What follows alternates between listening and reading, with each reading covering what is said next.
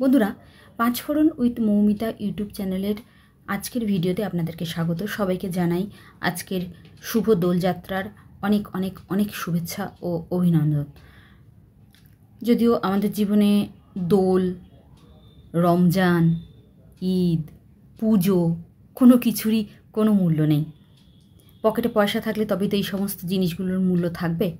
যাই হোক, গতকাল আমি একটি ভিডিও করেছিলাম, যে ভিডিওটা দেখে অনেকেই বলেছিল ফেক ভিডিও, ঠিক খবর জেনে ভিডিও করবেন না। অবশ্যই কমেন্ট করবেন, অবশ্যই আপনারা কমেন্ট করবেন, আপনাদের যেটা মনে ইচ্ছা হবে কমেন্ট করবেন।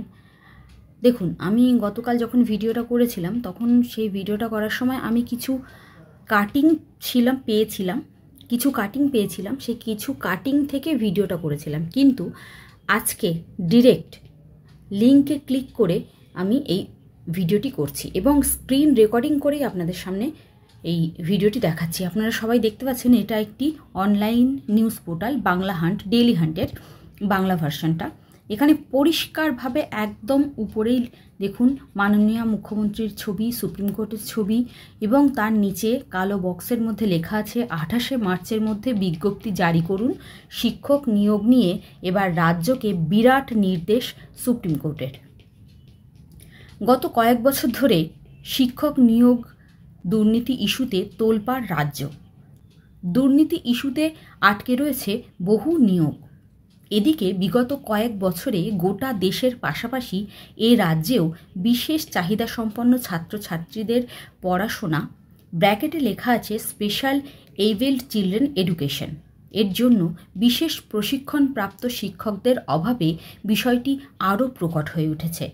কী নির্দেশ দিল সুপ্রিম কোর্ট? অভিযোগ রয়েছে শূন্য পদ ফাঁকা থাকা সত্ত্বেও প্রশিক্ষণপ্রাপ্ত শিক্ষক নিয়োগ হচ্ছে না। এই নিয়েই সুপ্রিম কোর্টে দায়ের হয়েছিল মামলা। এবার সেই মামলাতেই বড় নির্দেশ দিল সুপ্রিম কোর্ট। শীর্ষ আদালতের নির্দেশ, রাজ্যে প্রায় 2 লক্ষ বিশেষ চাহিদা সম্পন্ন পড়ুয়াদের জন্য প্রশিক্ষণপ্রাপ্ত শিক্ষক নিয়োগ করতে হবে। এদিন প্রশিক্ষণপ্রাপ্ত শিক্ষকদের পক্ষের আইনজীবীরা আদালতে দাবি করেন, কেন্দ্রের নির্দেশিকা থাকা সত্ত্বেও রাজ্য সরকারের বিশেষভাবে প্রশিক্ষণপ্রাপ্ত শিক্ষক নিয়োগে অনীহা। অধিকাংশেই শীর্ষ আদালতের নির্দেশ মানছে না বলে অভিযোগ করা হয়। যাতে বিষয়টি খতিয়ে দেখে কড়া পদক্ষেপ করা হয় সেই আর্জি জানানো হয়।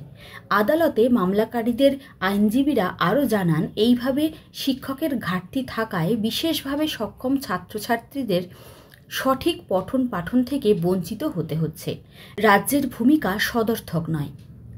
এরপরই সুপ্রিম কোর্টের নির্দেশ, আগামী 28শে মার্চের মধ্যে প্রত্যেকটি রাজ্যকে বিজ্ঞপ্তি জারি করে জানতে হবে যে মোট কতজন অনুমোদিত শিক্ষকের প্রয়োজন রয়েছে। সেই অনুযায়ী শিক্ষক নিয়োগের কথা বলেছে শীর্ষ আদালত। আমার এই ভিডিও দেখে একজন বন্ধু বলেছেন সঠিক খবর জেনে ভিডিওটি করবেন। তিনি বলেছেন বিশেষ ক্যাটাগরির শিক্ষকের কথা। একদম ঠিক, বিশেষ ক্যাটাগরির শিক্ষকের কথা।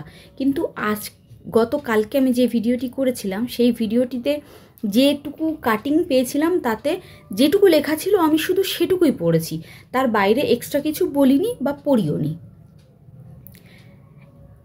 আমি আজকের ভিডিওর পরবর্তী অংশটা আবার পড়ছি।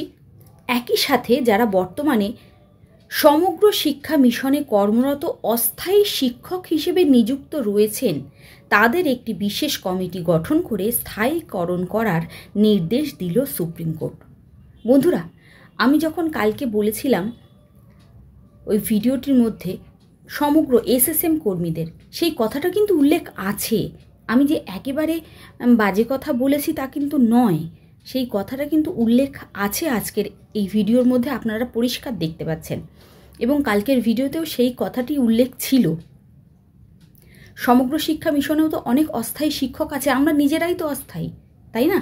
তাই এখানে এর মধ্যে যদি আমাদেরকে ধরা হয় তাহলে ভাববো বিড়ালের ভাগ্যে শিকে ছিঁড়েছে, আর যদি না ধরা হয় ভাববো আমরা তো বিড়াল, আমাদের ভাগ্যে কোনো দিনই শিকে ছিঁড়বে না। যাই হোক, পরবর্তী অংশটুকু পড়ছি। এদিন বিচারপতি সুধাংশু ধুলিয়ার ডিভিশন বেঞ্চে মামলাটি উঠেছিল। আগামী 15ই জুলাই মামলার পরবর্তী শুনানির সম্ভাবনা রয়েছে। বন্ধুরা, আপনারা পুরো ভিডিওটি আজকে একদম স্ক্রিন রেকর্ডিং করে আপনাদের সামনে আমি তুলে ধরলাম। অবশ্যই যদি এর মধ্যে আমার কোথাও ভুল ভ্রান্তি থেকে থাকে আপনারা আমাকে বলে দেবেন, জানিয়ে দেবেন। সবাইকে আজকের দোলের শুভেচ্ছা এবং আগামীকাল হোলির শুভেচ্ছা জানিয়ে আজকের ভিডিওটি এখানেই শেষ করছি। সবাই ভালো থাকবেন, সুস্থ থাকবেন।